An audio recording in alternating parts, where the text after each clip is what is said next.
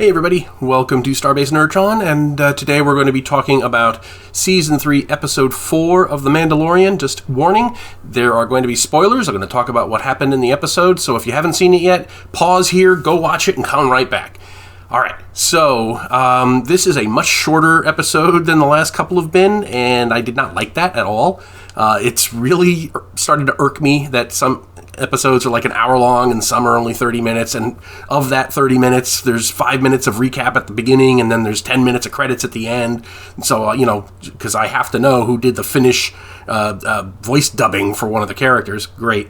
Anyway, this is another bifurcated episode. We have a kind of going nowhere quest to save some Mandalorian kid who's abducted by a giant raptor thing. I honestly found it boring as hell, and I don't care.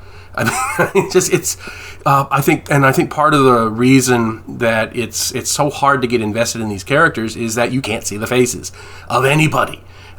So for me, it's kind of hard to distinguish one from the other. I mean, yeah, you got the big hulking guy, you got the one with the owl on her helmet, and you've got our guy, Din Djarin.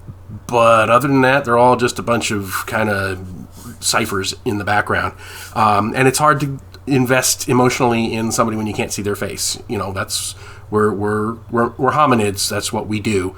And it's very difficult. And I know that's not the writer's fault. It's, that's part of the setup of the show. But it's just making it hard for me to connect with the characters. Now, I'm also struggling to find the plot of this show at this point. We had the setup where he had to get, where Din Djarin had to get, make up for the fact that he took his helmet off. Okay. But they wrapped that up in 2 episodes. And now we're kind of ambling along, looking for stuff to happen to him. It's weird not seeing him be proactive, doing things. I think they might be setting us up for a plot line where the Cult of the Way kind of joins forces and retakes Mandalore.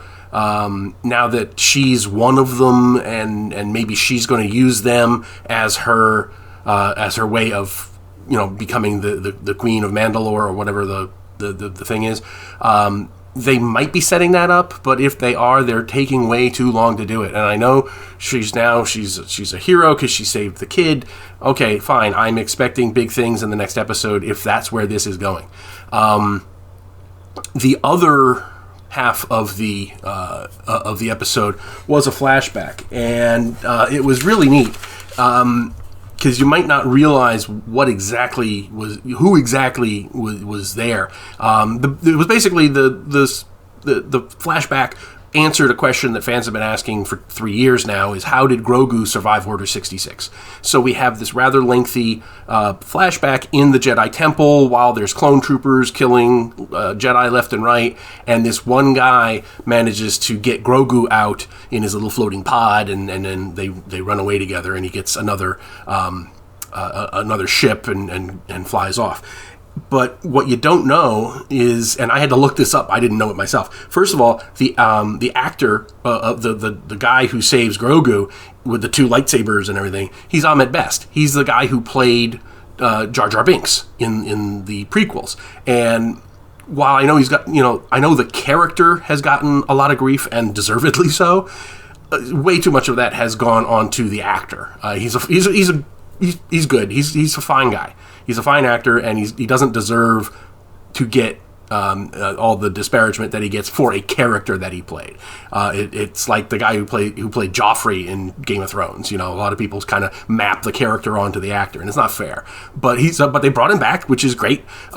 He played Kaloran Beck, and if that name sounds vaguely familiar, this is another weird thing. Kaloran Beck was the Jedi who was the host of I think it was a Nickelodeon show, or maybe it was a Disney Plus show. It was like a Star Wars themed game show, and not only was Ahmet Best the host, but he was the host in the guise of the same character who just rescued Grogu. So I have no idea how that is supposed to work. Where we have like a character in the thing does things in the show, in the universe, and he's also doing stuff out of universe, but he's in character. I don't get that at all, but I like that part. So this is a switch from last week where the non-Mandalorian part was kind of meh. This week, I found the non-Mandalorian stuff to be actually more compelling than the stuff with the Mandalorians, and that's a problem for a show which is called The Mandalorian. So I'm hoping that next week we get these things resolved, we get back up to longer run times. There has got to be a way to kind of level these out. Having these things all of a sudden, surprise, it's over. It's not a satisfying experience. But on the whole, the part with Grogu, the flashback saved it for me. And there we go.